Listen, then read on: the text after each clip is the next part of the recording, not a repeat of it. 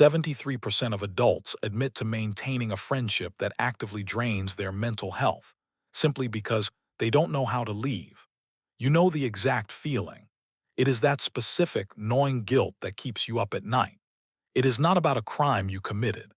It is the heavy, suffocating sensation that you are fundamentally a bad person because you no longer want to be around your oldest friends. You look down at your phone, see a text from someone you have known since high school, and instead of feeling excitement, you feel a wave of sheer exhaustion. You feel physically drained before your thumbs even hover over the keyboard. But then, that quiet, insidious voice in your head kicks in. It whispers that you have so much history together. It tells you that you cannot just abandon them. So you stay. You keep showing up to the same dinners where you have absolutely nothing in common anymore. You sit there, nodding along to the same looping drama and stagnant mindset you have been listening to for a decade. You tell yourself this is what loyalty looks like, but you are lying to yourself. What if I told you that psychology actually has a clinical name for this exact behavior, and by staying, you are severely damaging your own cognitive function? Let us strip away the societal guilt and look at the raw psychology behind why you outgrow people. The biggest trap keeping you tethered to dead-end relationships is a cognitive distortion borrowed from behavioral economics, known as the sunk cost fallacy. In the corporate world, this happens when a CEO keeps pouring millions into a failing project simply because they have already invested heavily in it. They are terrified of wasting past investments, so they willingly sacrifice their future. Friendship operates on the exact same neurological loop. You justify a draining connection by telling yourself that you have been friends for 10 years. I honestly believe this is the most dangerous lie we are taught about human connection. In my analysis of social dynamics, this toxic loyalty is nothing more than emotional hoarding. Those 10 years are gone. They are non-refundable. The only metric that matters is whether this relationship adds value to your nervous system right now. You are holding onto a crashing stock just because you remember the price you bought it at. This is a profound shift in how your brain is wired to process time. Dr. Laura Carstensen from Stanford University developed the socioemotional selectivity theory, which brilliantly explains this phenomenon. It reveals that as we mature, our internal perception of our time horizon fundamentally alters. When you are young, your timeline feels infinite. You are in expansion mode, eagerly gathering knowledge and collecting acquaintances like trophies. But as you evolve, your brain undergoes a biological pivot. You consciously realize that you do not have forever to build your empire or protect your peace. Your brain seamlessly shifts from knowledge gathering to emotional regulation. You stop caring about being universally liked and start caring about being deeply understood. I have found that society often mislabels this transition as becoming bitter or antisocial. I completely disagree. You are not becoming bitter. Your brain is literally rewiring its neural pathways to prioritize high-yield emotional investments.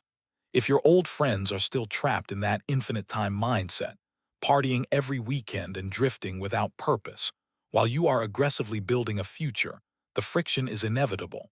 You are experiencing divergent growth. You are operating on entirely incompatible operating systems.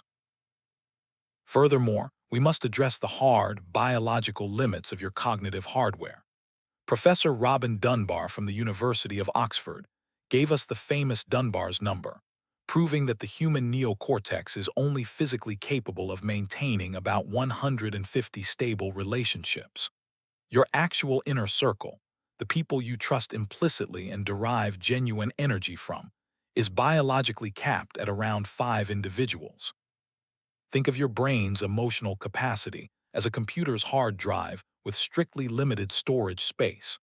If your hard drive is clogged with corrupted, outdated files, friends who only reach out to gossip, people who constantly drag you back to a past version of yourself, you literally lack the cognitive bandwidth to download anything new. You cannot form high-level connections with mentors or driven peers because your emotional RAM is entirely maxed out by ghosts from your past. Cutting these people off is not an act of cruelty. It is a necessary clinical act of data management. You are systematically freeing up disk space for the exact version of yourself you are fighting to become. There is also a much darker, subconscious mechanism at play here, widely recognized in behavioral psychology as the crab bucket mentality. If you place a single crab in a bucket, it will easily find a way to climb out. But if you throw a dozen crabs into that same bucket, the moment one attempts to escape, the others will reach up, grab it, and aggressively pull it back down into the mass. When you begin to aggressively improve your life, when you start waking up early, hitting the gym, and refusing to participate in self-destructive habits, your old friends will often take on the role of those crabs. They usually do not do this with conscious malice. Instead, it manifests as subtle, passive-aggressive sabotage. In my research, I have realized that these individuals are not actually attacking you. They are desperately defending their own egos. Your sudden, explosive growth shines a blinding spotlight on their own stagnation. Your forward momentum forces them to confront their own lack of progress, and that realization is deeply painful. So, to alleviate their own psychological discomfort, they try to pull you back into the bucket. We must also look at the severe biological cost of this toxic loyalty. Data from the Mayo Clinic has repeatedly shown that maintaining toxic relationships is a massive, quantifiable risk factor for heart disease and significantly lowered immune function. Your brain possesses a powerful negativity bias. From an evolutionary standpoint, a negative interaction weighs 5 times more heavily on your nervous system than a positive one. This means that for every single hour your old friend spends making you feel small, you require 5 hours of intense positivity just to return to a baseline state of neutral. Protecting your peace is not just some trendy self-care hashtag. It is a highly refined, data-driven cognitive superpower. It is literal healthcare. You do not need to over-explain your evolution to people who are committed to misunderstanding you. You are engaging in the vital, stoic practice of social pruning. A master gardener does not prune a tree out of hatred for the branches. They remove the decaying wood specifically so the healthy branches can receive the sunlight they need to thrive. You are the tree. Let the silence do the heavy lifting. The void left behind will feel terrifying at first, but it is the vacuum that will actively pull your new, elevated life into existence. Stop normalizing the urge to shrink yourself just to fit into spaces you have clearly outgrown. Silence is a complete answer. It is time to aggressively protect your cognitive energy. There is absolutely nothing wrong with you for wanting to evolve. If this realization resonated with you, if you felt a heavy weight finally lift off your shoulders, do me a favor. Hit that subscribe button. We are building a powerful community here for people who are ready to master the hidden mechanics of their own minds. Do not let the crabs pull you back into the bucket. Keep climbing, and I will see you in the next video.